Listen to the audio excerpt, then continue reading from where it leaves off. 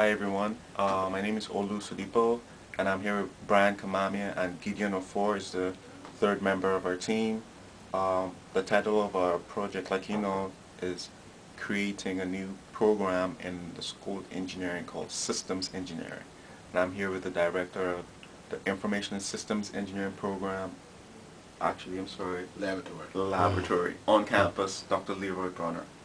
Good afternoon. You know, when you think about Lockheed Martin, Northrop Grumman, these are companies that are involved in trying to solve systems kinds of problems. Now, you may find that the instructor that you pick up on, say, they may be an industrial engineer, maybe a civil engineer, could be. But they've been working in a systems kind of a mode for a long time. They can pick up a book, put some curriculum around the book, and really talk in detail about what systems engineering is all about. Because, see, now, myself now, my PhD is in systems engineering. When I was coming along in Cleveland, Ohio, I was well, they called them at IBM then, systems engineers, but not that I had a degree in it. But while I was out there, I got very involved with modeling and simulation and those kind of things. And then right up the street was Case Western Reserve. And they had a systems engineering program for PhDs. And I went there, and they had a lot of different areas in which we looked at systems. We looked at, here's a system with rainfall. Right. It falls out of the air, and you're going to hit the ground, and we're getting ready to pull a mall in that area, for example. How should the rain, how should I set up for sewers and things? Right. And that's a system. So we looked at systems that were urban systems, water-fed systems, all kinds of things, and they had a program in there. That's exactly what we're trying to bring to Morgan, like a systems engineering graduate, master's, PhD program. Where you can look at any kind of problem, social, psychological, medical, and that kind of thing. And I think that should be there. I think it should be there. Okay. And I also, as I said earlier about the undergrad, all our graduate engineers should go out here. To go out of here and at this day and age not to know anything about systems engineering makes no sense. Thank you very much, sir. One final question. From our research on the internet, we pulled together a makeshift syllabus. I would like you to take a look at it. On the internet? Yes, sir.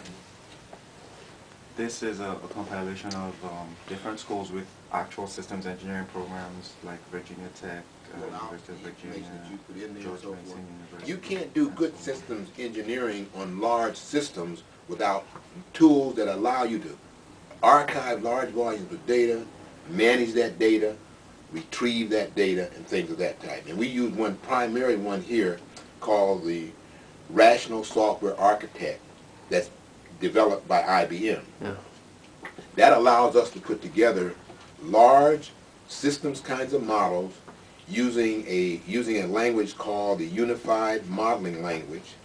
Now we put these models that come up with, we have use cases, we have classes, we have sequence and activity diagrams.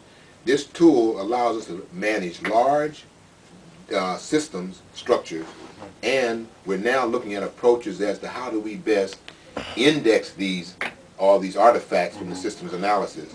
And then once you index them, what kind of things do you have to allow you to search them and pull up the artifacts in a very nice, neat way. Okay. For a situation like ours where we're thinking about actually developing a systems engineering program, what costs do you think will be associated with actually setting up? One key thing about cost. Now, I don't know about the hardware side. Okay. We expect people, maybe computers are there. I'm talking about the software tools to allow us to manage large systems. Most of the companies now are allowing in what they call academic programs for schools to get their software tools free, as long as you're using them in an academic setting. Like this Rational Software Architect is many thousands of dollars it would cost us to use that tool. Not only have they allowed me to use it, I've got it on all my students' laptops. I got it in my lab. I got 20 of them in my lab, and it hasn't cost us anything. It wasn't that way 2 or 3 years ago. It is that way now, and most of the companies that I talk to now allow us to get the software free.